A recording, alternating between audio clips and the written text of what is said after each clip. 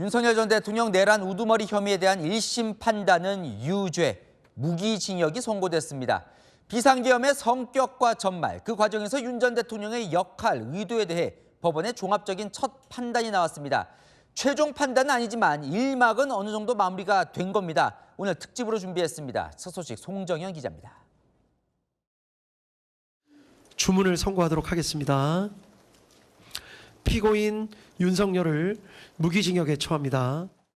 법원이 윤석열 전 대통령에게 무기징역을 선고했습니다.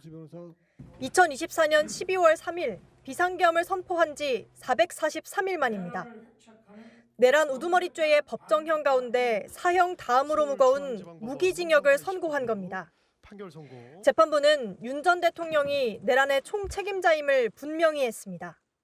맡은 역할에 따라서 피고인 윤석열은 내란 우두머리죄, 피고인 김용현은 내란 중요 임무 종사죄가 성립합니다. 12.3 비상계엄을 국헌문란 목적의 폭동이라며 내란이라고 판단했고 내란 혐의에 대한 고위공직자 범죄수사처의 수사권도 인정했습니다. 개별 행위에 일일이 가담하지 않았더라도 윤 전 대통령의 내란죄 책임이 사라지는 건 아니라고 봤습니다. 일일이 개별적으로 관여하지 않은 부분이 있다고 하더라도 그 관여하지 않은 부분에 대해서도 내란죄로서의 책임은 모두 부담한다는 것입니다. 무기징역 선고 직후 윤 전 대통령 변호인단은 강하게 반발했습니다. 법리와 증거 법칙이 깡그리 무시된 판결이라고 밖에 할 수 없습니다. 사형을 구형한 내란 특검은 아쉬움이 남는 판결이라며 항소 여부를 검토하겠다고 밝혔습니다.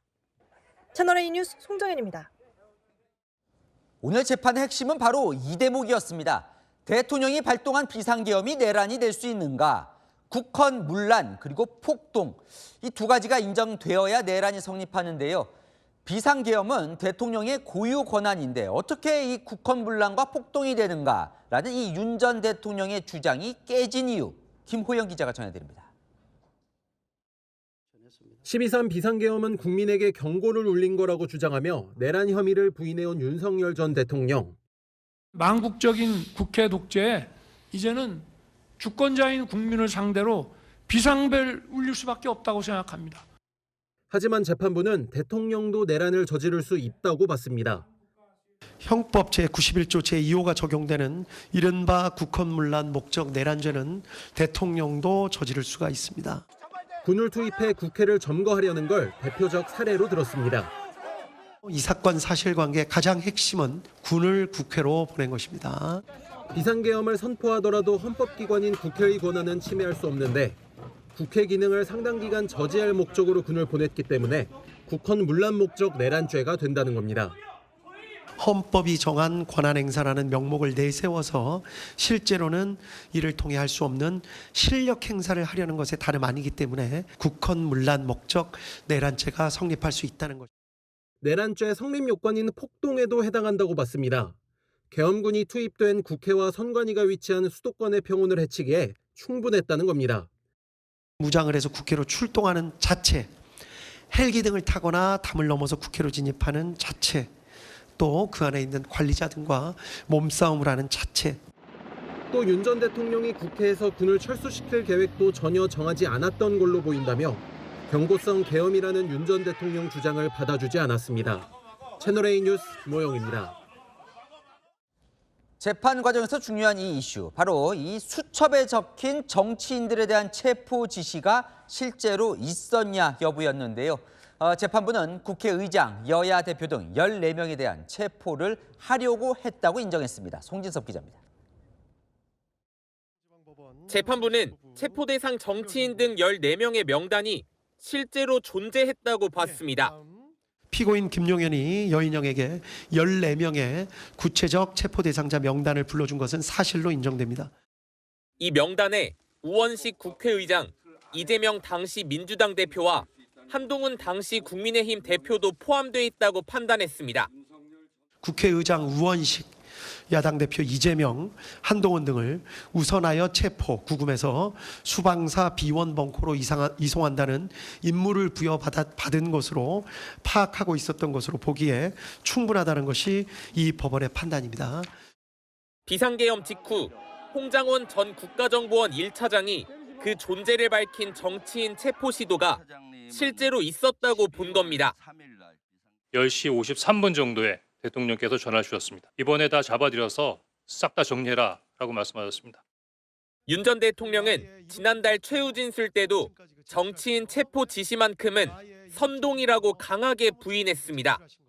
정치인을 체포하라고 했다는 그런 선동을 해왔습니다마는 그런 얘기를 한다는 자체가 미친 사람 아니고선 할 수가 없는 거죠. 재판부는 주요 정치인 체포 시도가 국회의원들의 토의나 의결 등을 저지, 마비시킬 목적이 그 자체로도 뚜렷하다며 국헌문란 목적의 행동이라는 점을 분명히 했습니다. 채널A 뉴스 송진섭입니다. 재판부가 윤석열 전 대통령에게 평생 감옥에 있어야 할 중형인 무기징역을 선고한 이유, 그리고 특검은 사형을 구형했는데 어떤 부분이 감안됐는지까지 조민기 기자 이어갑니다. 지규현 부장판사는 오늘 선고 말미에 윤석열 전 대통령에게 무기징역을 선고한 이유를 설명했습니다. 피고인들의 내란 행위는 합법적인 절차를 무시하고 결국은 폭력적인 수단을 통해 민주주의 핵심 가치를 근본적으로 훼손하였다는 데서 비난의 여지가 큽니다. 대한민국 대외 신인도가 하락하는 등 규모를 산정할 수 없을 정도로 사회적 피해를 유발했다고 지적했습니다. 윤 전 대통령이 국회 봉쇄 같은 부당한 지시를 내려 군과 경찰의 정치적 중립성이 훼손된 점도 중형을 내릴 사유가 된다고 봤습니다. 윤 전 대통령을 향해선 수사와 재판 과정에서 반성의 모습을 보이지 않았다고 지적했습니다. 비상계엄으로 인해서 막대한 사회적 비용이 초래됐고 피고인이 그 부분에 대해서 사과의 뜻을 내비치는 모습을 찾아보기 힘듭니다. 재판 초반 윤 전 대통령이 법정 출석을 거부했는데 재판부는 이 점도 형량을 정하는 데 불리한 요소라고 판단했습니다.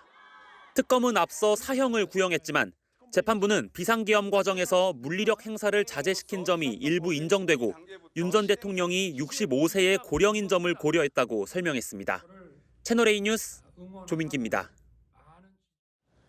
무기징역 선고가 내려진 순간 윤석열 전 대통령은 어떤 반응을 보였을까요? 선고 내내 무표정으로 허공을 응시했습니다. 윤 전 대통령의 오늘 모습 최다희 기자가 전합니다. 재판 2시간 반 전 호송버스를 타고 법원으로 온 윤석열 전 대통령. 구치감에 머무르다 오후 3시 재판이 시작되자 남색 정장에 넥타이를 매지 않은 흰색 셔츠 차림으로 법정에 들어섰습니다. 피고인석 맨 뒷자리에 재판부와 가장 가까운 쪽에 앉습니다. 옆자리 윤갑근 변호사의 손을 툭 치고 몸을 기울여 잠시 얘기를 나눕니다. 변호사에게 봉투에 담긴 듯한 얇은 물건을 받아 뒤집어 보기도 합니다. 지금부터 판결 이유를 말씀을 드리고 판결 주문을 낭독하도록 하겠습니다. 지규현 재판장이 선고를 하는 동안 미동도 않고 허공을 응시하는 윤 전 대통령. 형량이 선고되는 주문을 앞두고 자리에서 일어나 재판부 쪽으로 몸을 돌립니다. 피고인 윤석열을 무기징역에 처합니다. 자신에게 무기징역을 선고한 재판부를 향해 허리를 숙여 인사했습니다. 윤 전 대통령은 변호인단과도 웃으며 잠시 대화를 한 뒤 법정을 떠났습니다. 채널A 뉴스 최다희입니다. 아는 기자 법조팀 최주현 기자 나왔습니다. 오늘 1심 재판 결론이 상당히 이제 주목을 받았는데 특검은 사형을 구형했는데 재판부는 무기징역을 선고했습니다. 이유를 좀 알아볼까요? 네, 일단은 사형을 선고하지는 않았지만 감경 없이 그 다음으로 무거운 법정형인 무기징역을 그대로 선고했거든요. 지규현 부장판사가 오늘 대통령도 내란죄를 저지를 수 있다 이렇게 판단을 하면서 잉글랜드의 왕 찰스 1세 사례까지 언급했습니다. 찰스 1세는 의회와의 갈등에 분노해서 직접 군대를 이끌고 의회를 강제 해산했는데 나중에 반역죄로 사형 선고를 받은 인물입니다.